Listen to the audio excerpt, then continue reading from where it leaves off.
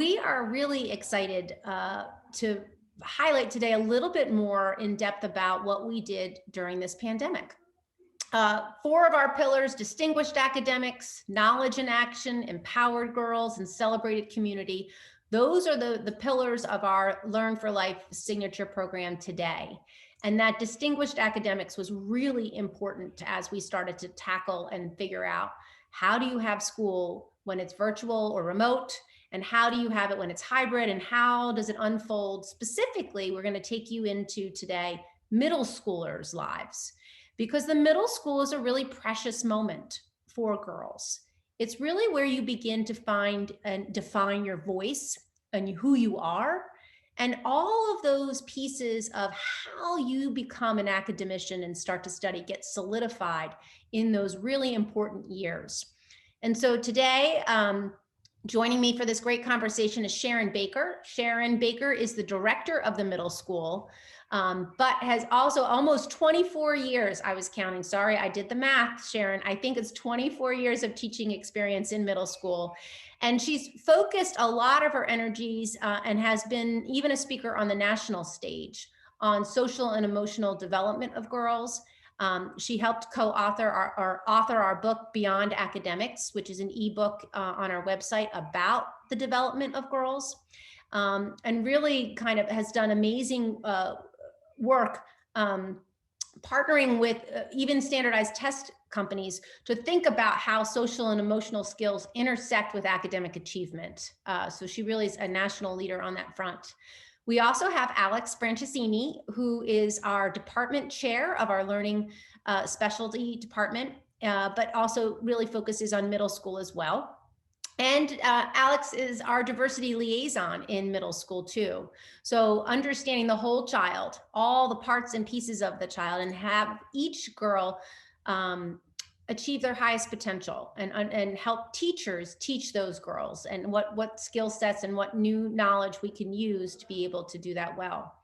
And so this was inspired actually by a conversation that Alex and Sharon presented to our own faculty about learning and achievement and potential learning loss, or how did the pandemic affect achievement, affect social emotional skills, and specifically middle schoolers, and what should faculty know and do about it? And so we had this great moment in our January professional development, and it was amazingly inspiring. So I'm going to let them lead and add here and there, but they really did.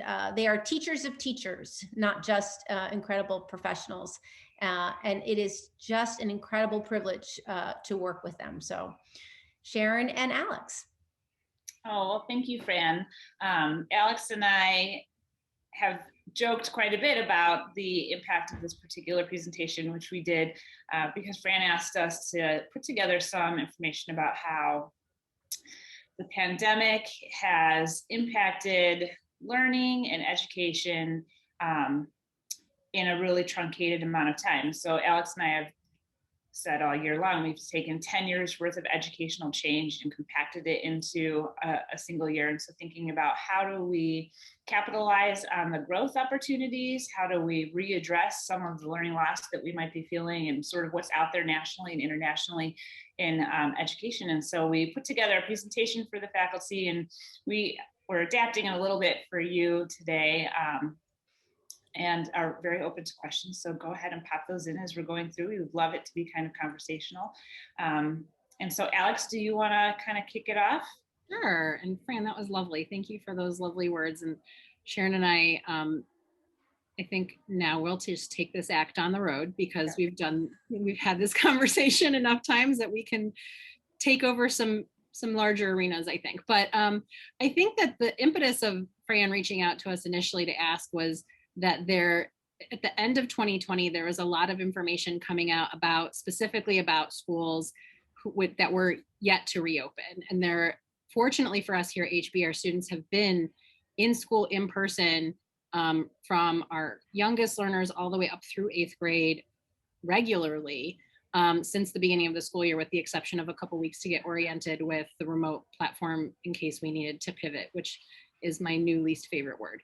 And then our upper schoolers have also been transitioning from remote to in-person, and then now are fully remote. So at HB, we were very fortunate to have our students who most necessarily needed direct contact with their teachers on a regular basis here in school with us. However, that was not the case worldwide, and especially nationally and even locally, and still as of today continues to be a real source of stress for people in Northeast Ohio whose kids are still home, still not in school, still learning remotely. And so the conversation for us was, what has been this loss of in-person learning for students? Which populations have been the most affected? And then what we looked at is, from a teaching of teachers standpoint, what kind of recommendations can we give to educators to help mitigate that?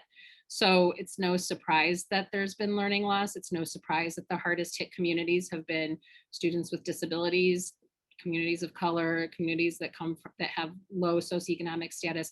Those are the children and the families who most directly rely on schools as centers of community, as providers of social emotional support, as providers of nutrition, as providers of education.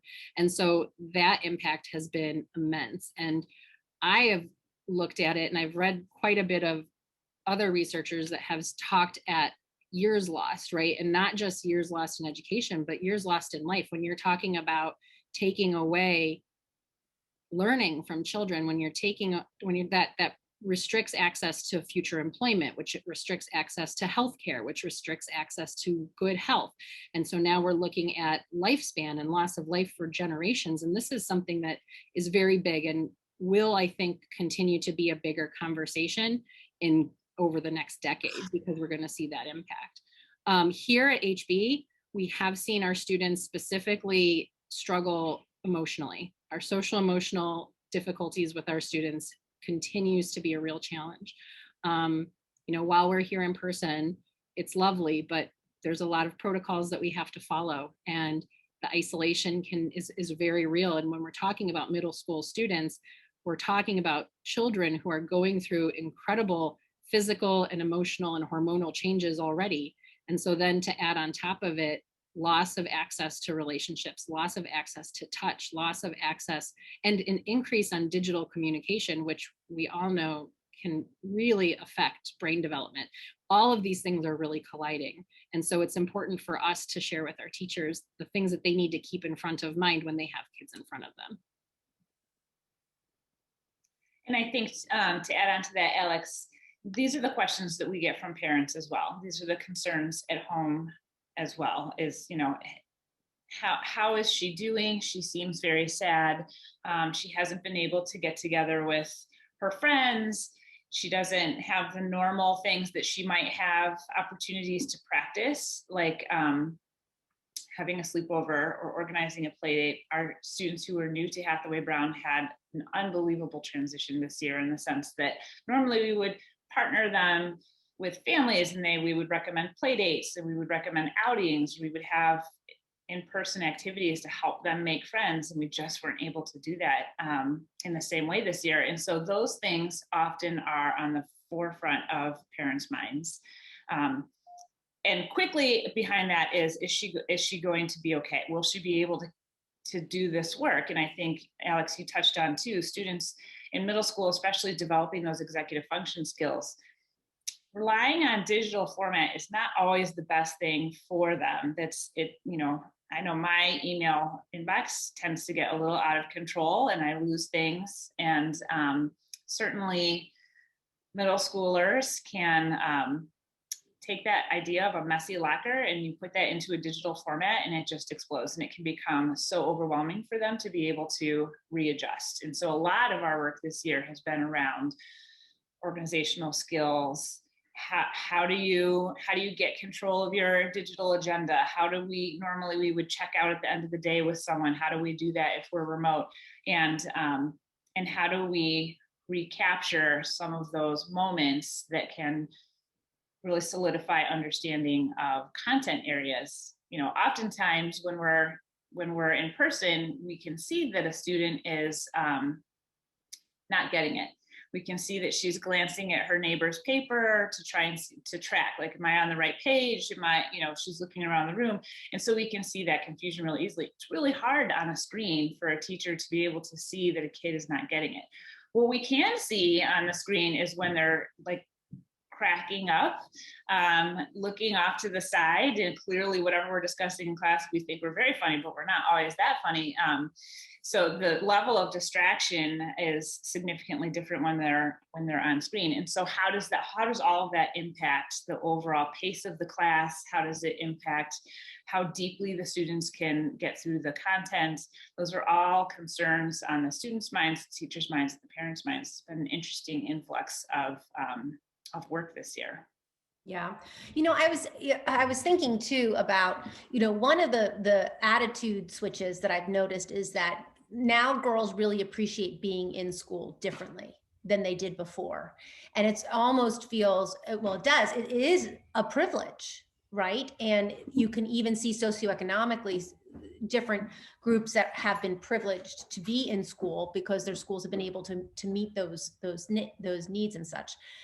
Talk a little bit about,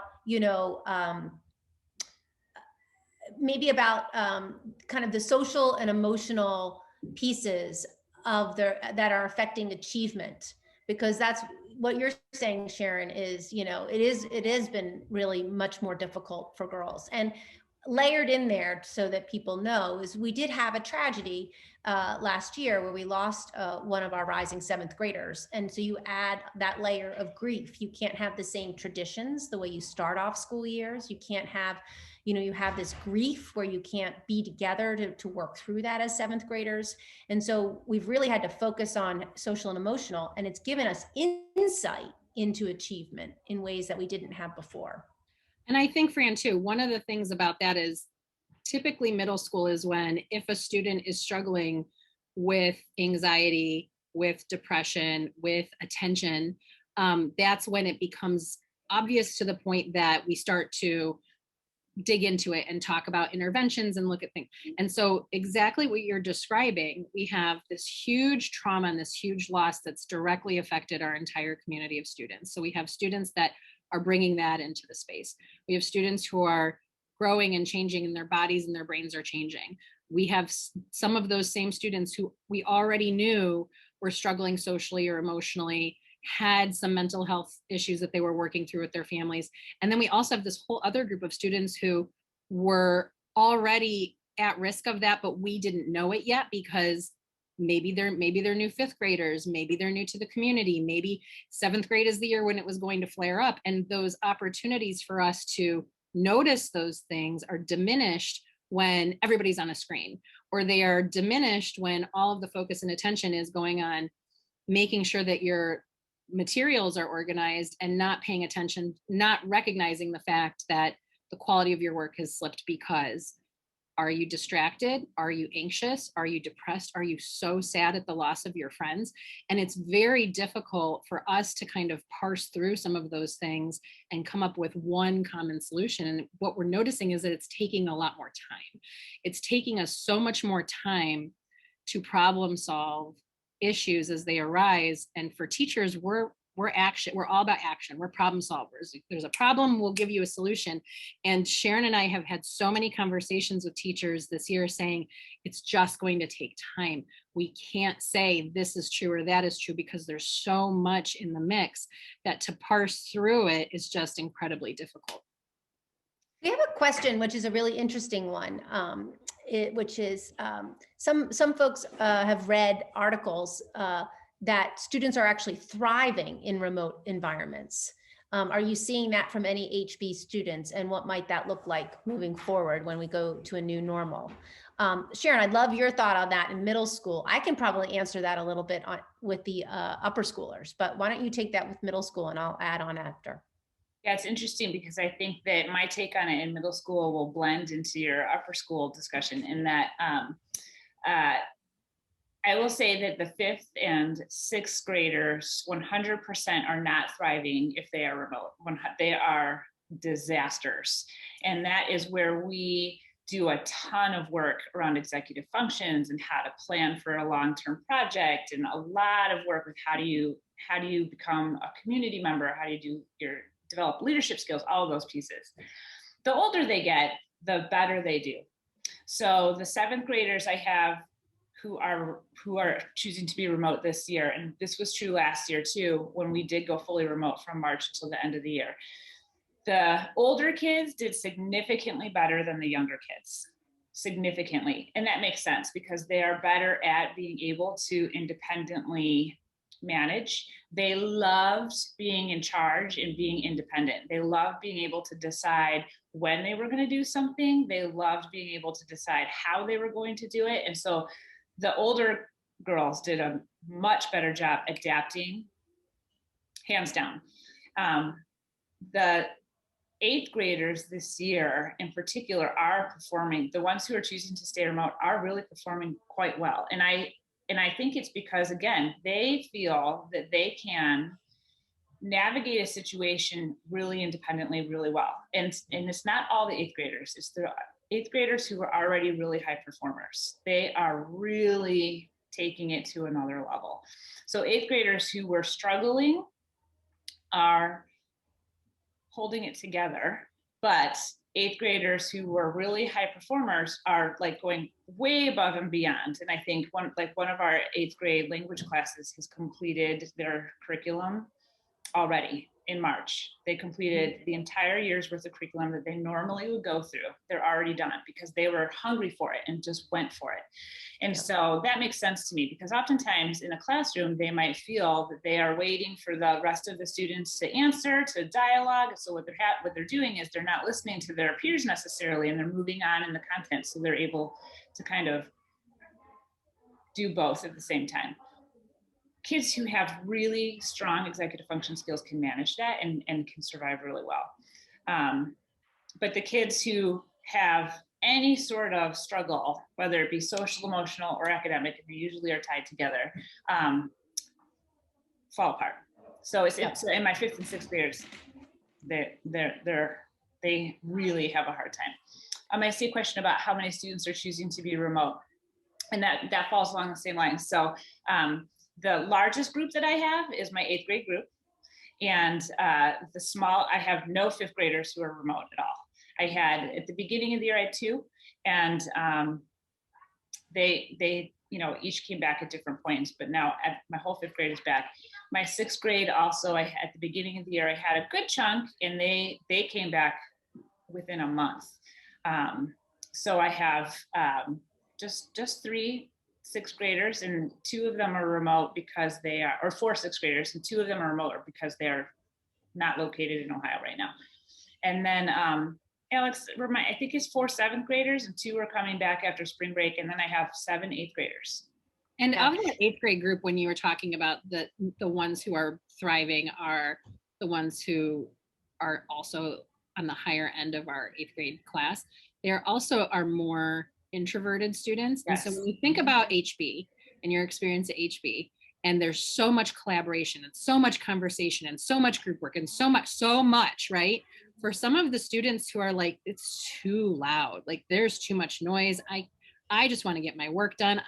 And so we've tried really hard this year for those kids that while they're being successful academics remotely, what they're losing is that interaction with peers. And so our counseling department has tried to set up lunch bunches where they're able to gather once a week and kind of have community around that. And the 8th graders were like, we don't actually want this. We are fine Zooming with and Dana's laughing because she has an 8th grader. We are fine, chatting with our friends in our breakout rooms in math class, and then going and making a smoothie and being by ourselves for a while. Like, we're okay with that.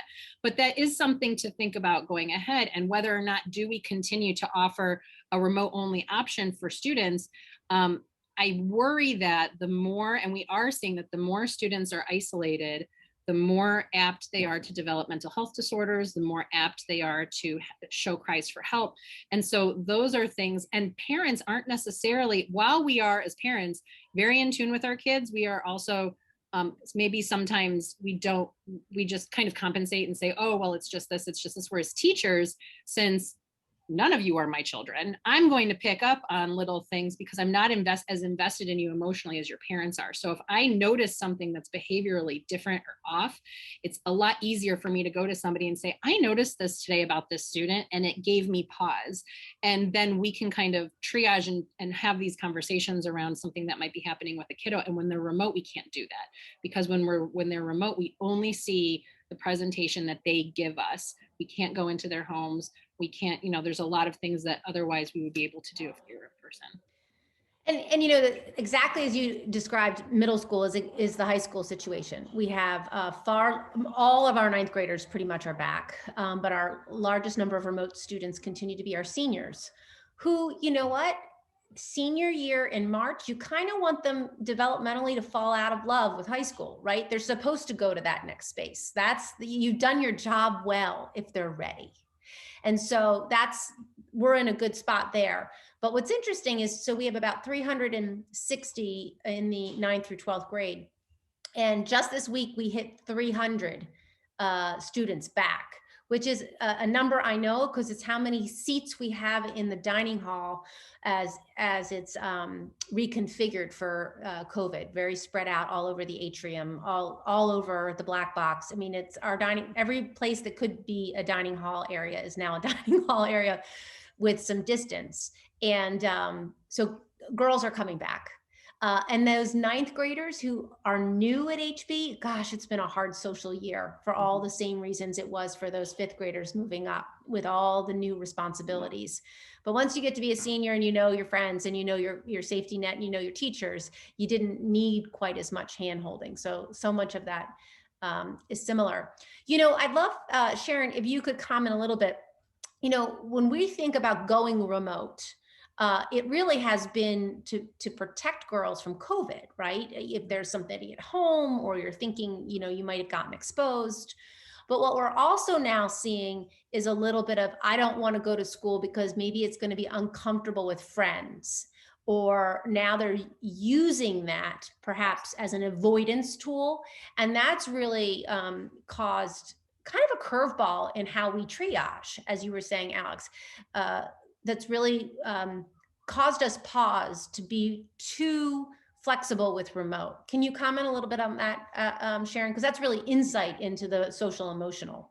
There are a couple of concerning reasons to go remote. And so we definitely have a couple of students who are remote because it is a social decision. It's not that they're worried about COVID, that they socially don't want to be in. They love the academics, they love their classes, they love their teachers, and they love Hathaway Brown, but the social anxiety is so high. Navigating the lunchroom, navigating snack, thinking about being picked for whatever team in PE, having to do a trust exercise when they feel like they don't trust. They're just avoiding all of that. The challenge with that is, in the moment, it feels good to them, feels safe to them, but the long-term impact, at some point, you have to be able to work through these social challenges and anxieties in order to be able to navigate the world around you. And so that's the challenge. Like, it would be very easy for us if we just always assigned lunch seats, but then when do they learn how to go to a table and have that awkward, like, can I sit here? Is this seat free? We're pushing it down the road. So that is a concern. And then the in and out nature of middle school, definitely getting some phone calls saying, she has cramps today and she's going to learn remotely. Well, that is not a reason to be remote. And what it's doing is it's just interrupting the flow of education. The magic really does happen here, the ebb and flow of it, where we might have been able to spot a kid who had test anxiety because she would be homesick every time we had a test day. Now it's harder because she's remote. She's still taking the test, but now we can't see it. We can't coach her through it. She's off camera. We don't really know what's happening. And so that flexibility has really heightened a lot of the social issues that we normally work on, teach, coach through, and we just can't get our hands around it. And that has been something that the teachers have really had to think about. And it's changed the way we teach classes. We can't assess we have to be able to assess everybody equally. And so if you're sitting in front of me, I know you're not using your notes, but if you're at home, I don't know that. So I have to change the assessment so that everybody has the same opportunity and access. So it's really shifted quite a bit of the planning and feedback and the methodology of how we instruct as well. I think the remote has also highlighted equity issues, and we've had a lot of conversations about that with our faculty. If a student is remote because they're truly trying to be safe and their family has made a decision to be safe, that's one thing. And then we also pay attention to students who are remote because maybe they're on a trip, and we have to be really thoughtful about the students that are here in school and the perception of the person that's on the screen. So we've had a lot of conversations with teachers and families about how we present when we're remote to make sure that we're not overlooking any obvious inequity that might be happening for the reason why someone might be remote. Yeah. I was going to say, thinking about remote in middle school and high school, what's so sweet I've noticed about the kindergarten, first and second graders, or even the early childhood learners, is parents are not allowed in the building anymore. So they get out of their car and they're supervised and they're walked in by teachers, but they actually have to put their stuff away and without their parent watching, without their parent there. And so what I see is a lot of executive functioning skills increasing tremendously in these early childhood and early prime years because they're without parents. And also because now the parents next to the parent are talking to each other, and the kids, are, before in a hallway, would be following their parents' direction. Now the kid's in charge of talking to the kid next to them, the child next to them, and they're the ones doing it. So I am curious to know how this moment in time will increase. What kind of fifth graders, Sharon, you will get in 4 years if we continue not to have parents come in. We've seen incredible growth in responsibility, in executive functioning at younger ages because there's an absence of parents. I'm not so sure that was on the kind of radar, like, hey, let's do this so we'll get this outcome. But the outcomes have been surprising and really positive, which is really interesting. I will tell you too, because parents aren't allowed in the building, we have far, far, far fewer. I mean, probably a tenth of the number of drop-offs during the day of forgotten materials. The girls are just like, I have to remember my stuff because nobody's allowed to bring it to me, which, I mean, obviously they could drop off their water bottle if they forgot it, but the girls aren't even asking because it's just changed the way that they think about it. So they're remembering all their things. They come into school every day with like everything on them, and they remember it's been remarkable how much that has changed in them feeling like, okay, I got to get my mask, I have to get my water bottle, I have my iPad, they have so many things that they have to bring with them, and always being prepared to potentially be remote, whether it's a snow day or a no power day, or, they've ingrained in themselves that always be prepared kind of Girl Scout mentality almost. And so they have everything with them all the time, and they are really doing a nice job remembering all of their items, which I think for a middle school parent is a great reprieve. Sharon, Alex, I'd love to know, from the faculty perspective, what's the aha moment about teaching this year? I mean, do they have some, I think that they've been overwhelmed and there's a lot that has fallen on their shoulders, but if we're kind of almost at the moment of the end of the road, hopefully, what would be some of the aha moments that you've heard from your teachers?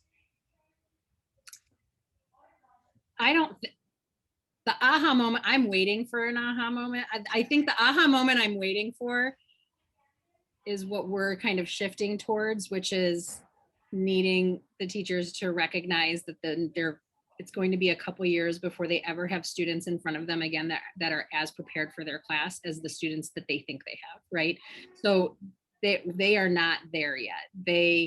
They'll say it and they'll hear it, but every day in and out, what we're still working with our faculty is, can we please remember that there was this huge loss of learning that has happened, and that these are not the same March 7th graders that you had 2 years ago.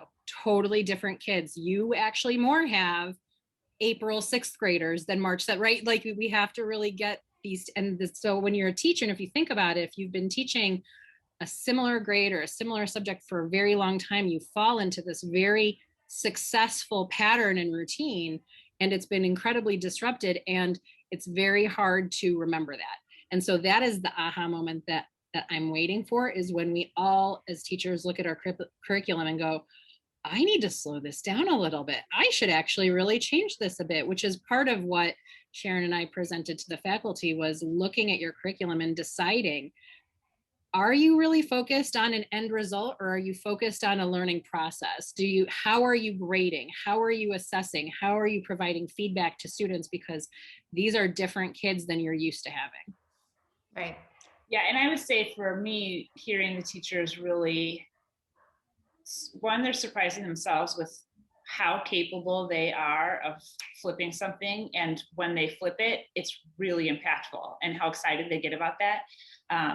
So, not doing group work in the same way, they come up with this new activity, and for them, it feels like it's on the fly, and because they will take forever to plan and really master and create before they launch something. And they've had to do it so quickly and so often, that they're surprised at how well it goes. And I think that has reinforced for them how capable they are as instructors, but also that sort of middle school messiness of, let's just give it a shot. Everybody's giving each other grace right now because it's the middle of a pandemic. And so if it doesn't work, we all just sort of say, okay.